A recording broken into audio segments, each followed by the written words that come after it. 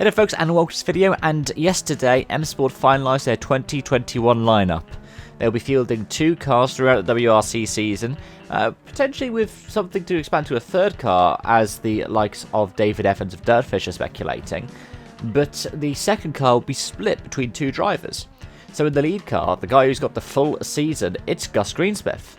And to be fair, that makes a lot of sense. Gus brings considerable money into M Sport, and he has steadily been improving in terms of his pace. We saw that towards the latter half of last season, and we've seen it in terms of just a growth between 2019 and 2020. The 2nd car will be split between current M Sport driver Teemu Suninen, who will be changing co-drivers after Jarmo Lehtinen has left the team, and Adrian Fourmaux, who will, in addition to doing a part-time WRC campaign, be doing a full WRC2 campaign.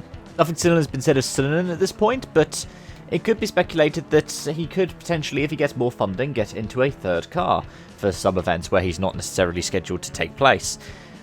This could be because M Sport definitely just needs the funding to be able to get through right now. Malcolm Wolfson hasn't hidden away from the fact that the pandemic has hit the business very hard.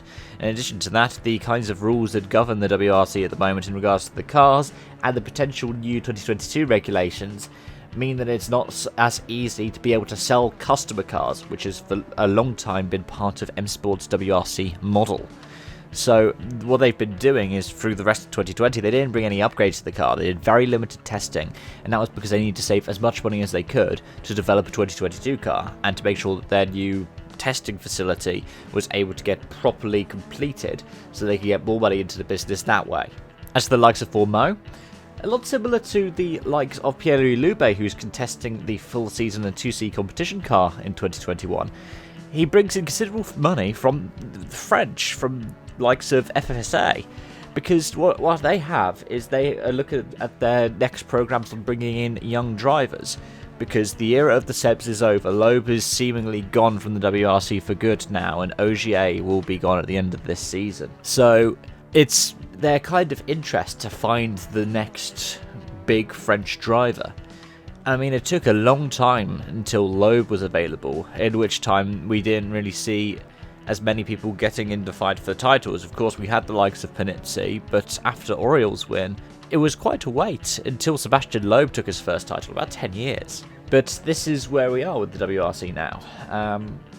This is the way it is going, and it's a bit of a shame to see that the WRC teams, and especially the private teams like M Sport, have to rely so much on people bringing in money. But, I mean, there's nothing new to the WRC, and at least they're still having drivers coming in that show that they've got the talent to be able to race at the top level. Of course, you could be gutted for the likes of Espec Alafi, who's taking, well, at least part of this year out. He said that he wouldn't be at Monte-Carlo, but at the same time, we have to understand that this is what rallying has always been. I mean, we saw Ford and Citroen back in the day have the likes of Alatia, Al-Qasimi, Al-Raji.